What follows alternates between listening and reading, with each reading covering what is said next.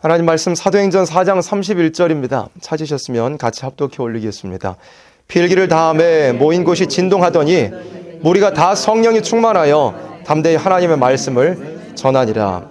아멘. 오늘 주일에 주시는 말씀의 제목은 승리를 이루는 기도입니다. 하나님은 인생을 살리기 위하여서 역사하시고 인생에게 가장 좋은 축복과 영광을 주기 위해서 일하시는 분입니다. 그런데 하나님의 역사에 원칙 중에 하나는 무엇이냐면 우리 인생, 우리 사람의 기도를 들으시고 하나님을 움직이신다는 것입니다. 그렇게 하나님께서 아무리 좋은 것을 우리에게 주고자 예비하여 놓으셨을지라도 우리의 기도가 하나님 앞에 상달되지 않는다면, 우리의 기도가 하나님 앞에 채워지지 않는다면 예비하신 그 모든 것을 우리가 받아 누릴 수가 없는 것입니다. 그런데 인간이 혼자 기도할 수 없고 혼자 어떻게 기도해야 될 줄도 모르고 또 인간이라는 것이 참 간사하고 나태하고 안일하여 가지고 그냥 적당한 상황이 있으면 기도하지 않기 마련입니다. 그래서 하나님께서는 인생에게 기도할 만한 환경을 주시고 기도하지 않고서는 견딜 수 없는 상황으로 우리를 몰아 넣어 버리십니다. 그런데 인간이 인간의 머리로 생각할 때는 그런 상황, 그런 환경들이 어려운 것 같고 버거운 것 같이 느껴질 수도 있겠지만 오히려 그 모든 것을 뚫고 기도한다면 하나님께서 승리를 얻게 하시고 또 그 가운데서 우리의 기도를 통하여 하나님께서 기도를 들으시고 우리에게 주기를 예비하셨던 모든 것을 우리가 다 받아 누릴 수 있게 되는 것입니다. 사도행전 4장 말씀, 이 앞에 말씀으로부터 이어오는데요. 예수님께서 부활하시고 승천하셨습니다. 승천하시고 나서 제자들이 다락방에 모여가지고 전혀 기도에 힘쓰는 일이 있었어요. 그리고 나서 성령께서 사도행전 2장에 강하게 임하시는 일이 있게 됐습니다. 성령 받은 제자들이 나가서 복음을 전파했습니다. 예수님을 전하게 됐습니다. 그리고 나서 사도행전 3장에서는 무슨 일이 있게 되었느냐면 베드로와 요한이 기도할 시간에 성전에 가게 됐습니다. 성전 미문이라 하는 곳에 안진뱅이가 있었습니다. 태어나면서부터 안진뱅이였고 걸어본 적이 없는 사람이었습니다. 그 사람의 나이가 40여 세 정도, 40살이 넘는 그런 사람이었는데 그 사람이 성전 문에 앉아가지고 구걸하던 사람이었어요. 베드로와 요한이 들어오니까 베드로와 요한에게도 자기 좀 도와달라고 구걸했습니다. 근데 베드로와 요한이 모든 이 벌어먹고 사는 것, 어부 생활을 다 청산하고 예수님만 따라 나섰던 그 베드로와 요한이 가진 돈이 무엇이 있었겠습니까? 그런데 베드로와 요한이 은과 금은 없었지만 더 큰 것을 그 안진뱅이에게 줄 수 있었던 겁니다. 그래서 베드로가 그 안진뱅이에게 이렇게 말했습니다. 은과 금은 내게 없거니와 내게 있는 것으로 내게 주노니 나사렛 예수의 이름으로 일어나 걸으라 했습니다. 그리고 안진뱅이가 금세 일어나 버렸습니다. 예수 그리스도의 그 이름의 능력을 힘입어 가지고 그 40세가 넘는 태어날 때부터 안진뱅이였고 평생 동안 걸어본 적이 없는 그 안진뱅이가 예수님의 이름의 능력으로 일어나 버리게 되는 일이 있게 됐습니다. 사람들이 깜짝 놀랐습니다. 수십 년을 거기 앉아가지고 구걸하던 그 사람, 태어나면서부터 안진뱅이였던 그 사람인 것을 그 주변의 모든 사람들이 알고 있었는데 그 사람이 갑자기 일어나서 걷기도 하고 뛰기도 하고 하나님을 찬양하니까 사람들이 깜짝 놀라게 됐습니다. 누가 이 일을 행하느냐? 알고 보니 베드로, 요한 그 제자들이었습니다. 그 성 안이 굉장히 시끄럽게 됐습니다. 도대체 이게 무슨 일이냐? 그래서 그 당시에 교권을 잡고 있었던, 종교적인 권리를 가지고 있었던 그 부패한 유대인들이 베드로와 요한을 잡아가지고 위협하기 시작했습니다. 안진뱅이가 일어나 버렸고 그 일으킨 베드로와 요한이 예수님의 이름을 담대하게 전하니까 사람들이 다 예수님을 믿는 쪽으로 기울어지는 그런 모습을 보고 부패한 기존 교권의 세력들이 염려했던 겁니다. 저 예수 전하는 녀석들 가만히 내버려두면 안 되겠다. 잡아가지고 예수 전하지 못하게 하고 위협하고 협박하고 죽인다고 좀 윽박 좀 질러놔야 되겠다. 그런 마음을 먹고 베드로 요한을 잡아들였던 겁니다. 잡아가지고 감옥에 가두어서 너희 다시는 예수 이름 전하지 마. 예수 이름 전하면 죽여버릴 거야 라고 아주 심각하게 위협, 협박하는 일이 있게 됐습니다. 그때 베드로가 이미 성령 받은 그 베드로가 이전에는 예수님이 붙잡히시는 그날 밤에 도망치고 부인하고 저주했던 그 베드로였지만 베드로는 성령 받아가지고 그 인격이 변화여지게 됐습니다. 그 부패한 기존 교권의 세력이 예수 전하지 말라고 강하게 협박을 했지만 베드로와 요한, 성령 받아 인격이 바뀌어지게 된 그 종들이, 사도들이 담대하게 증거했습니다. 우리는 보고 들은 것을 증거하지 아니할 수 없다. 내가 믿는 예수님을 전하지 않을 수가 없다. 내가 너희 말을 들어야 되겠느냐, 하나님의 뜻을 순종해야 되겠느냐 하면서 담대하게 목숨을 내놓고 복음을 막 전하기를 시작을 했던 것이었습니다. 사람들이 이미 많이 예수님을 믿는 쪽으로 기울어지다 보니까 그 부패한 기존 교권의 세력도 감히 베드로와 요한을 죽이지는 못하고 그렇게 윽박만 지르면서 결국 풀어줄 수밖에 없게 되었습니다. 풀어주고 나서 베드로와 요한이 이제 교회로 돌아가게 됐습니다. 교회로 돌아가서 그 성도들과 교회에 함께 모인 성도들, 예수님의 제자들과 함께 기도하는 일이 있게 되었습니다. 이때 하나님께 올려드렸던 이 교회의 기도는, 이때 하나님께 올려드렸던 이 성도들의 기도, 베드로와 요한, 사도들과 제자들을 비롯한 이 사람들의 기도, 이 교회의 기도는 바로 우리가 해야 할 기도이고, 이런 기도를 하나님께 올려드릴 때에야 하나님께서 비로소 우리에게 승리를 주시고, 이런 기도를 하나님께서 기뻐하시고 들으시고 응답하시는 기도라는 것을 우리가 알아야 합니다. 그래서 우리는 사람이 내 마음대로 기도하는 것이 있어서는 안 되고, 내가 그냥 원하는 걸 마음대로 구하는 것이 그게 기독교 신앙은 아닙니다. 기독교 신앙은 내 마음대로 하는 게 아니라 하나님 뜻을 알고 내가 순종하는 것밖에는 없습니다. 내가 도대체 뭔데요? 나 타락한 존재밖에 아닙니다. 가만히 있으면 죄밖에 지을 줄 모르는 그런 인생뿐입니다. 가만히 있으면 지옥으로 떨어질 수밖에 없는 그런 죄인의 후손이요, 내 자신도 죄인인 그런 존재밖에는 안 되는 것이 내 자신입니다. 그런데 내가 어떻게 내 생각으로 기도를 하고 내 생각으로 뭔가 하나님께 구하고 그게 옳은 것일까요? 틀린 것이 훨씬 많을 겁니다. 100% 틀린 겁니다. 내 안에서 나오는 것은 욕심밖에 나오지 않습니다. 내 그냥 사용, 내 그냥 인간 한계에 있어서 눈에 보이는 걸 구하는 정도.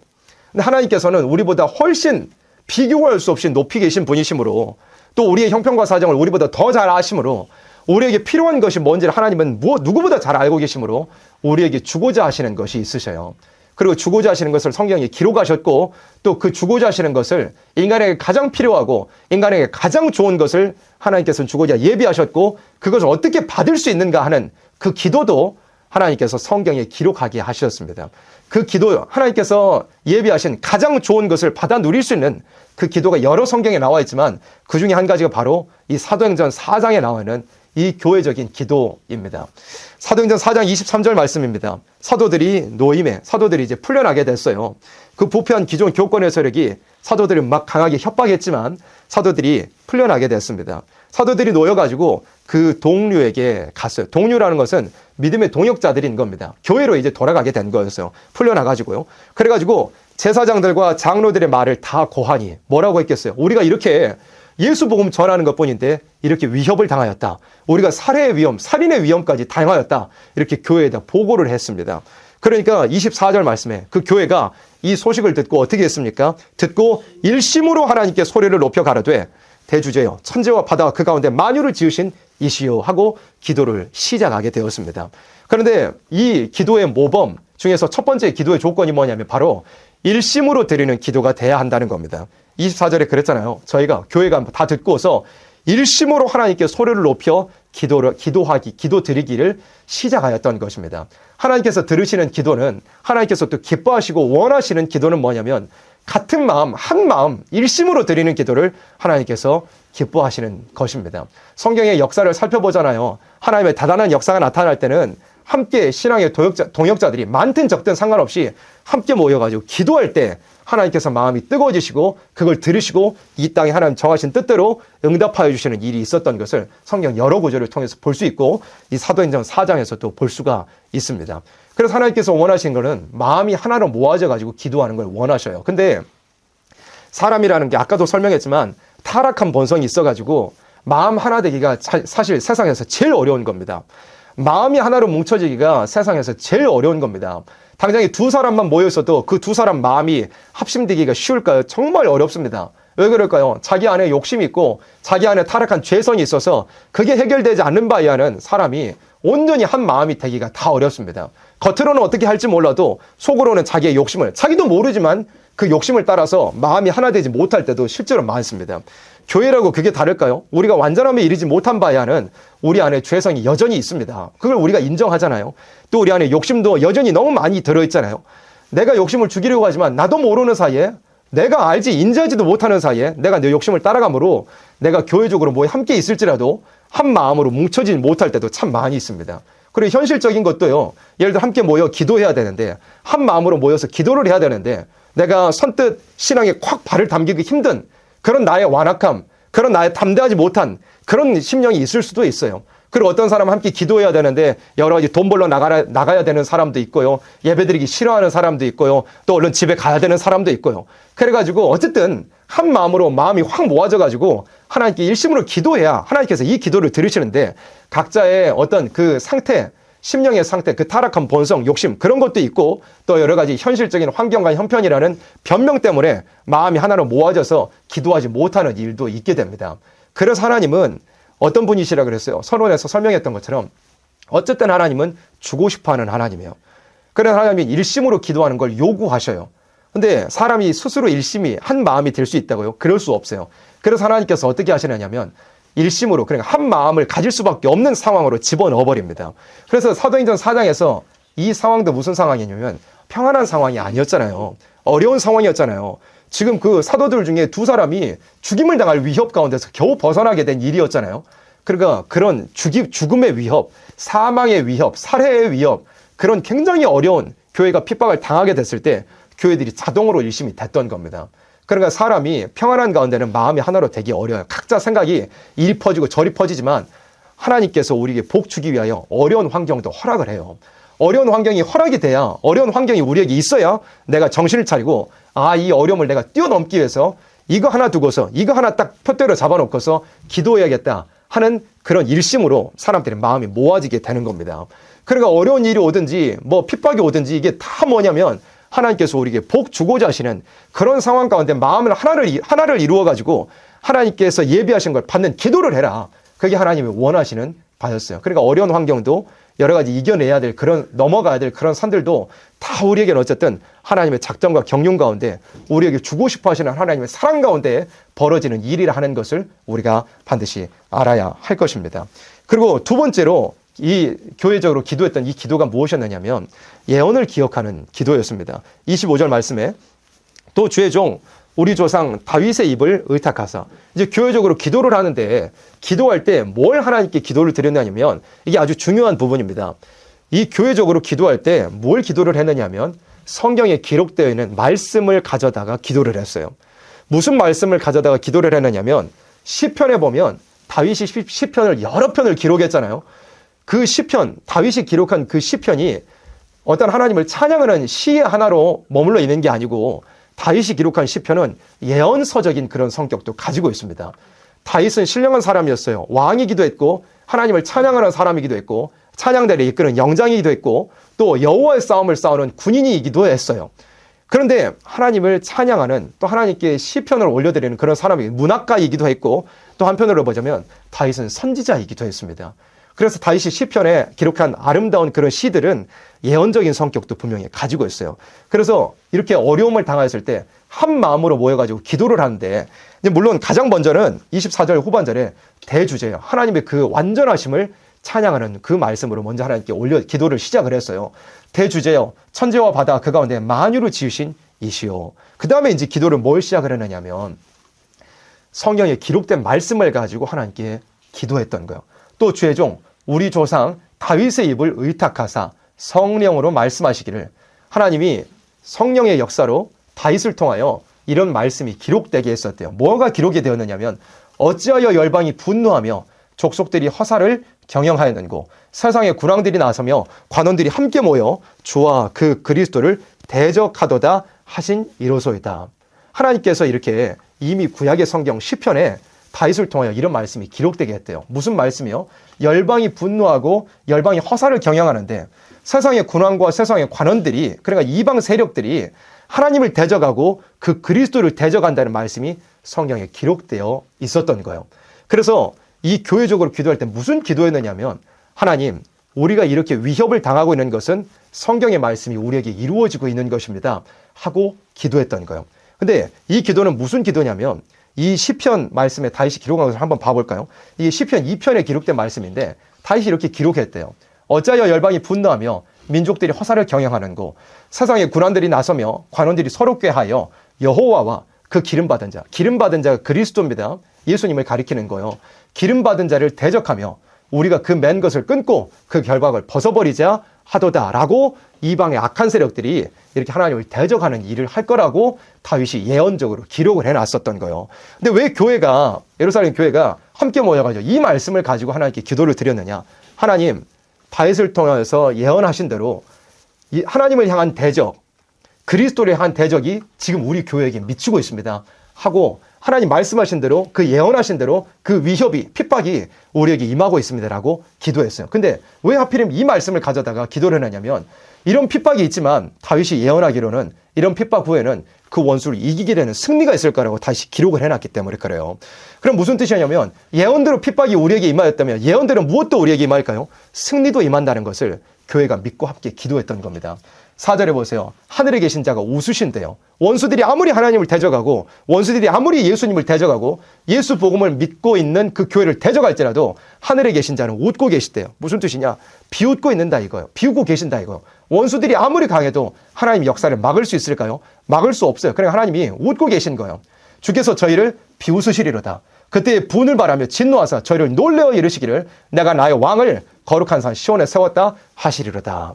원수들이 아무리 대적해도 하나님의 역사를 진행하시고 왕국 건설, 예수님을 왕으로 하시는, 예수님을 왕으로 세우시는 그 나라가 결국에는 이루어지는 하나님의 역사가 원수들의 핍박에도 불구하고 진행이 될 것을 놓고서 사도들이 또 그 교회적으로 함께 기도했던 것입니다. 그래서 우리의 기도도 어떠한 기도가 되어야 하느냐면 예언을 기억하는 기도가 반드시 되어야 됩니다. 하나님의 역사의 원리, 우리가 예언의 말씀을 읽고 듣고 지키는 이 교회에서 너무나 많이 배워왔습니다. 하나님은 반드시 그 역사의 원칙이 뭐냐면 예언대로 역사하시는 분이라 이겁니다. 구약의 선지자들을 통해서 미리 말씀 다 해놓으시고 그 말씀하신 데서 절대로 한 획도 벗어나지 않고 말씀하신 대로만 이루시는 하나님이십니다.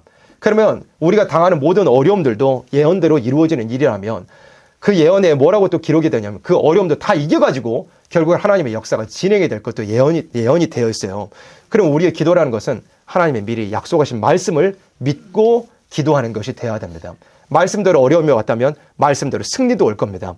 말씀대로 핍박이 왔다면 말씀대로 이기는 일도 반드시 있게 될 겁니다. 그리고 하나님은 그 선지자들을 통해서 예언하실 때 결국은 인간 종말에 아름다운 그리스도의 왕국을 모든 이방의 세력을 처서 없이 하고 세상 나라가 우리 주와 그 그리스도의 나라가 되는 일이 있을 거라고 하나님이 예언하여 두셨습니다. 그래서 우리의 바라는 기도는 뭐가 되느냐? 우리의 드리는 기도는 뭐가 되어야 되느냐? 예언을 기억하는 기도. 하나님의 뜻대로, 하나님이 약속하신 대로 구하는 기도가 반드시 되어야 합니다. 서두에도 설명했지만 내 마음대로 구하는 게 아니라고 그랬어요. 이방 종교, 그 우상을 섬기는 거짓 종교는 대부분의 기도나 비는 것이 뭘 구하냐면 자기 욕심을 따라 구합니다. 세상에서 무슨 시험을 잘 치게 해주세요. 좋은 학교에 가게 해주세요. 좋은 대학에 지나가게 해주세요. 좋은 직장 얻게 해주시고 세상에서 돈 많이 벌고 오래오래 잘 살게 해주시고 남들보다 더 떵떵거리며 살게 해주세요. 그런 것들이 이방 우상을 섬기는, 귀신을 섬기는 자들의 하는 기도 혹은 비는 것이 수준이 그 정도입니다. 눈에 보이는 걸 구하는 정도밖에는 안 되고요. 자기 욕심에 따라 구하는 정도밖에는 안 됩니다. 근데 우리의 구하는, 우리 신앙인, 참된 신앙인이 구하는 그 기도는 어떤 기도가 되어야 되느냐?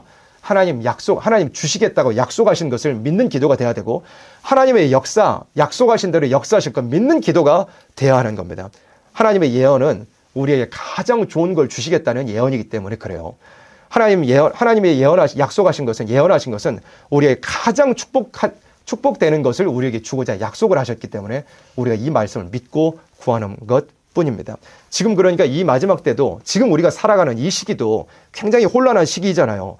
정치가 부패하고 그 전에 종교도 부패하고 경제가 어려워지고 인심들이 악화되는 이 모든 일들도 하나님의 예언대로 이루어지는 일들입니다. 그러면 하나님께 우리가 기도할 때 우리가 이런 혼란 가운데, 이런 부패 가운데, 이런 부패가 만연한 이 세상 가운데 우리가 뭘 구해야 될까요? 하나님 이 세상이 회복되게 해주세요라고 구해야 될까요? 아니면 우리가 이 세상에서 이방 종교를, 우상을 섬기는 자들이 하는 것처럼 내가 이 세상에서 떵떵거리며 잘 살 수 있게 해달라고 해야 될까요? 하나님, 자유민주주의가 계속 지속이 되어가지고 공산체제에 우리가 들어가지 아니하고 내 주머니 털리지 않기 위해서 기도하는 그 정도의 기도가 우리의 기도가 돼야 될까요? 그게 아닙니다. 하나님 말씀대로 혼란이 왔습니다. 하나님 말씀대로 세상이 부패하여 갑니다. 하나님 말씀대로 심판이 올 것입니다. 그러나 하나님 말씀대로 우리는 심판을 이기고 새 시대에 들어가게 해주세요 라고 하나님 예언하신 그대로 우리가 믿고 나아가는 겁니다. 하나님의 예언은 세상이 불타버려야 된다고, 그래야 주님 나라가 온다고 말씀하고 계시는데, 내가 내 욕심대로 하나님께 구한다면 하나님 이 세상에 계속 되게 해주세요. 이 세상에 내가 모아놓은 것 잃어버리지 않고 계속 떵떵거리며 자자손손 물려주면서 살 수 있게 해주세요 라고 혹시 신앙이라고 하는 사람을 그대로 구한다면 그건 하나님 뜻대로 구하는 것이 아닙니다. 자기 욕심대로 구하는 것 밖에는 안 되는 겁니다. 그래서 우리의 기도는 하나님 원하시는 대로, 하나님 미리 약속하신 대로 구하는 기도가 반드시 되어야 합니다. 그래야 예언대로 이루시는 하나님의 역사에, 예언대로 주시는 하나님의 축복을 우리가 받아 누릴 수가 있게 되는 것입니다. 그리고 세 번째는 어떤 기도가 돼야 하느냐? 하나님께서 하감하심을 믿는 기도가 돼야 합니다. 29절 같이 합독할까요? 주여 이제도 저희의 위협함을 하감하옵시고 또 종들로 하여금 담대히 하나님의 말씀을 전하게 하여 주옵시며. 무엇을 믿는 기도가 되어야 되냐면, 주여 이제도 저희의 위협함을 하감하옵시고, 하감하심을 믿는 기도가 돼야 됩니다. 무슨 뜻이냐면, 내가 기도하면 하나님이 들으신다는 걸 내가 믿어야 돼요. 그럼 믿지도 못하면서 하나님 혹시 들으실까 안 들으실까 하고 의심하고 하나님께 드리는 기도를 하나님께서 받으실 수 있을까요? 그럴 수 없습니다. 온전한 믿음으로 내가 기도하면 하나님 반드시 들으신다 하는 그런 확실한 믿음을 가지고서 하나님께 구할 때 하나님은 그걸 기뻐하시고 반드시 우리에게 응답하여 주시는 겁니다. 그리고 하감이라는 이 단어 자체가 뭐냐면, 내려다보신다는 게, 내려다보는 게 하감이라는 단어의 사전적인 의미이잖아요. 그러니까 하나님은 저기 셋째 하늘에 보좌에 좌정하여 계셔가지고 이 땅에 벌어지는 모든 일들을 다 분명히 하감하고 계시고, 특별히 택한 백성들을 사랑스럽게 내려다보고 계시며, 그 드리는 모든 기도를 하나님께서 귀를 기울여 듣고 계시다는 것을 우리가 믿어야 됩니다. 사람이라는 것도 있잖아요. 넘어가야 될 산이 있다고 가정을 한다면 그 산 밑에서 산을 올려다보는 사람이 잘 볼 수 있을까요? 아니면 예를 들어 요즘 뭐 기술로 드론을 날려서 본다든지 헬기를 타고 비행기를 타고 혹은 뭐 인터넷 지도에서 위성 사진을 보는 사람이 더 잘 볼 수 있을까요? 당연히 그 산 밑에 서서 산을 바라보고 있는 사람보다도 산 위에서 보는 그 시각으로 보는 사람이 더 자세하게 또 바로 볼 수 있을 것입니다. 세상의 원리도, 세상에서 산을 넘어가는 원리도 하물며 그러한데, 우리 인생의 모든 일, 또 세상의 모든 역사 가운데 우리가 뚫고 넘어가야 될 그런 일들을 마주하고서 우리가 더 잘 볼 수 있을까요? 위에서 내려다보시는, 위에서 하감하시는 하나님이 더 잘 보실 수 있을까요? 그렇게 우리는 내가 뭘 해야 되겠다는 게 아니고, 위에서 내려다보시고 모든 앞길을 인도하여 주실 수 있는 하감하시는 하나님께 우리가 기도하는 것이 있어야 됩니다. 하나님은 내 생각보다 훨씬 높으신 분이다. 이사야 55장에 그랬잖아요. 악인은 그 길을 버리라고, 불의한 자는 자기 생각을 버리고 하나님께로 돌아오라 그랬습니다. 하나님의 생각은 마치 하늘이 땅보다 비교할 수 없이 높은 것처럼 하나님의 생각은 땅에 사는 우리의 생각보다 훨씬 높다고 그랬습니다. 우리가 생각해봤자, 우리가 구해봤자 뭐 구하느냐면, 내가 눈으로 본 거, 내가 귀로 들었던 거, 그리고 내 경험에 따라 내가 상상할 수 있는 그 한계 안에서 내가 구하는 것 밖에는 안 됩니다.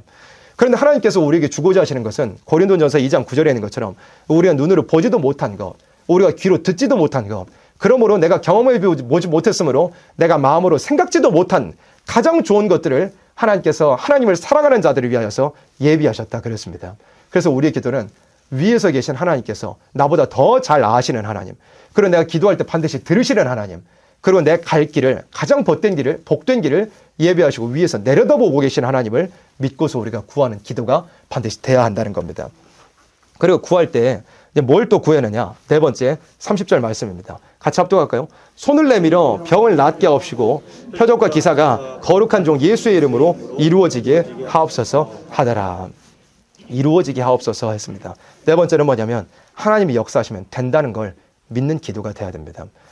하나님께서 내 기도를 들으시고 하감하셨잖아요. 하나님께서 역사하시면 뭐든지 된다는 그 믿음이 우리에게 필요합니다. 그리고 손을 내미는데 사람이 병이 나올 수 있을까? 이거 인간 생각으로는 있을 수 없는 일입니다. 과학을 초월한 일이고 세상에 벌어질 수 없는 일입니다. 그런데 하나님께 기도하면 하나님께서 역사하시면 손만 내밀어도 병이 나을 걸 이 교회적으로 사도들과 제자들이 믿고 함께 기도했던 겁니다. 하나님이 역사하시면 뭘 못하시겠느냐? 어떠한 어려움이 있어도, 어떠한 기도 제목이 있어도, 어떠한 핍박이 있어도, 위협이 있어도 하나님이 역사하시면 전부 다 해결해 주실 수 있다는 그 믿음을 가지고 우리가 구하는 것이 돼야 됩니다. 우리의 믿는 하나님은 세상을 창조하신 하나님입니다. 세상을 없애버릴 수 있는 하나님입니다. 세상을 또 새롭게 창조하실 수 있는 그런 능력, 사람의 생각을 초월하고 사람의 무슨 과학을 초월하고 상상을 초월하는 하나님이셔요. 우리의 구하는 분이 그런 분입니다. 그런 분께서 천지를 창조하시고 천지를 없애버릴 수도 있으시고 천지를 새로 창조하실 수 있는 그런 능력이 있으신 하나님께서 뭘 못하실 수가 있겠습니까? 하나님 외에는 모든 세상의 존재가 다 피조물입니다. 하나님께 지음받았습니다. 하나님이 허락하셔야 숨도 쉬고 기동할 수 있습니다. 움직일 수 있고 살아갈 수 있어요.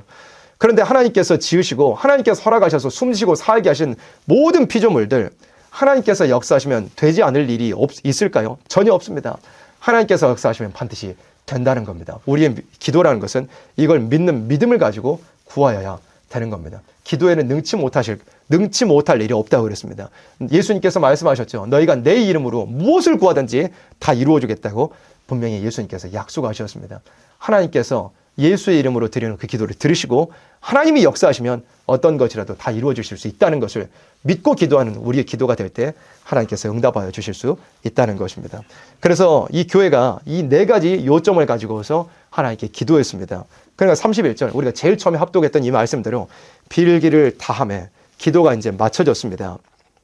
그러니까 어떤 일이 벌어졌죠? 모인 곳이 진동하였습니다. 그 교회 사람들이 모여있는 곳이 막 진동하는 일이 벌어졌습니다. 그리고 결과가 뭐였어요? 기도의 응답이 뭐였느냐? 우리가 알아야 되는 것이 이런 이 위협 가운데 협박 가운데서 하나님께 이 네 가지 요점을 가지고 하나님께 교회적으로 기도를 드렸잖아요. 그래서 하나님께서 그 응답을 주셨는데 그 응답이 뭐였느냐면 우리가 이것도 지식적으로도 신앙의 지식적으로도 바로 알아야 하는데 여러 가지 어려운 일들이 닥쳐왔잖아요. 죽인다고 하는 그런 위협도 닥쳐왔잖아요. 그때 하나님께 기도했습니다. 근데 하나님의 기도의 응답은 뭐였느냐면 우리가 흔히 생각하면 그냥 좀 간단하게 생각하면 하나님께서 그 모든 대적하는 예를 들어 뭐 부패한 귀종 교권의 세력이라든지 또 예수님을 잡아 죽였던 그걸 허락했던 로마의 세력들이라든지 그런 모든 세력들을 다 쳐서 멸해버리고 그냥 복음이 막 전해지고 교회가 곳곳에 세워지고 그런 것들이 하나님의 기도의 응답이라고 생각할 수도 있지만 여기서 하나님의 기도의 응답은 그런 방식이 아니었습니다. 또 인간 종말에 예수님 오셔서 주님 나라가 이루어질 때까지도 세상은 악해지고요. 악한 자들은 절대 없어지지 않습니다. 심판이 있기 전까지는 마귀는 살아서 역사하고 분명히 마귀의 충동을 받아 역사하는 자들은 끝까지 하나님 백성들을 대적하고 회방하고 위협할 겁니다. 그래서 원수는 마지막 심판이 있기까지는 절대 없어지지 않습니다. 그럼 하나님의 응답은 뭐였냐면 우리를 바꾸는 겁니다. 위협을 없애주시는 것이 아니라 우리로 위협을 이길 수 있는 사람 되도록 하나님께서 응답하여 주시는 겁니다. 어려운 일이 있을 때 어려운 일을 해결해 주실 수도 있어요. 하나님은 그런 능력이 있으신 분이고 그렇게 역사하시는 분입니다. 그런데 더 큰 그리고 기도로 받아야 될 가장 본질적인 응답은 뭐냐면 내가 바뀌어지는 겁니다. 중요한 것은 정확하게 하자면 내 인격이 바뀌어지는 겁니다. 내가 기도하기 전에는 어려운 상황을 만났을 때 내가 비겁하게 숨을 때도 있었고 내가 타협해 버릴 때도 있었고 그리고 그 어려운 일에 내가 짓눌려 버릴 때도 있었을지도 모릅니다. 혹은 그 어려운 일에 내가 휩쓸려 가지고 그냥 세상 사람들처럼 인간 방법 쓸 때도 있고 죄를 저질러 버릴 때도 있었을지도 모릅니다. 그런데 내가 기도하잖아요. 하나님을 믿고 기도하잖아요. 하나님께서 그 기도에 응답을 내려주시기를 나로 인격이 변화되게 하게 하사 전에는 이기지 못하였던 전에는 두려워 있게 물러갔던 전에는 타협해버렸던 전에는 죄 지어버렸던 그 어려움들을 나를 이제 변화시켜가지고 다 넘어설 수 있게 다 정복해버릴 수 있게 나를 변화시켜 주신다 이겁니다. 이 기도의 응답 보세요. 우리가 기도의 응답이 어떻게 내렸어요? 모인 곳이 진동했어요. 하나님 기도의 응답에는 표적도 나타났어요. 그리고 우리가 다 성령이 충만하여 그 다음에 어떻게 됐죠? 담대하게 됐어요. 담대한 인격을 하나님께서 주셨어요. 죽인다고 해도 복음을 전할 수 있는 담대함이 성도들에게 교회적으로 사도들에게 임하여지게 됐던 겁니다. 이게 우리가 받아야 될 기도의 응답이에요. 세상이 앞으로 더 어려워집니다. 교회는 더 마치 세상 사람들 보기에는 미운 물건처럼 여겨지게 될 겁니다. 교회를 혐오하는 이 세상의 잘못된 그 유행, 분위기는 더 심화되고 악화될 일만 남았습니다. 그럼 우리는 어떻게 해야 될까요? 이 교회가 이 기도의 응답을 받았던 것처럼 우리도 마찬가지로 어떤 어려움이 와도 어떤 핍박이 와도 무슨 일이 벌어져도 우리로 이기고 나갈 수 있을 만한 인격이 나에게 이루어지는 그런 응답이 우리에게 이루어지기를 기도해야 되는 겁니다. 우리가 다 성령이 충만하였어요. 그리고 담대하게 됐어요. 그리고 뭐죠? 하나님의 말씀을 전할 수 있게 돼요. 입술에 하나님 막 능력을 주시고 성령께서 같이 역사하심으로 말씀을 담대하게 전할 수 있게 됐어요. 원수들의 위협이 있더라도요. 그래서 하나님께서 우리에게 복 주고자 하시는 우리에게 승리를 주고자 하시는 하나님이시라 그랬습니다. 근데 하나님의 역사의 원칙은 뭐라고요? 절대 택한 백성들의 하나님 백성들의 기도가 없이는 하나님께서 우리에게 아무리 좋은 걸 예비하셨더라도 아무리 큰 승리가 있을지라도 우리에게 주실 수 없다는 겁니다. 그래서 하나님께서는 우리에게 기도할 수밖에 없는 환경으로 몰아넣으시기도 하고 또 어떻게 기도해야 될 건지를 이렇게 사도행전 4장에 교회적인 기도를 보여주셔서 우리에게 알려주시기도 하셨습니다. 참 어려운 때를 만난 우리들입니다. 주님 오실 때까지도 세상은 더 어려워질 것입니다. 마귀가 살아 역사하기 때문에 또 예언대로 세상은 혼란하여지고 더 어두워질 것이기 때문에 그런 가운데서 우리는 이런 승리를 이루는 기도, 하나님께서 원하시는 기도, 하나님께서 들으시는 기도, 하나님께서 반드시 응답하여 주실 기도, 이 기도를 멈추지 않고 우리가 하나님께 올려드림으로 반드시 응답받아 모든 환난과 어려움과 흑암과 심판이라도 다 뚫고 이기고 나아가서 아름다운 새시대의 축복을 받아 누리는 우리들이 다 되어지기를 간절히 바라고 소망합니다. 아멘.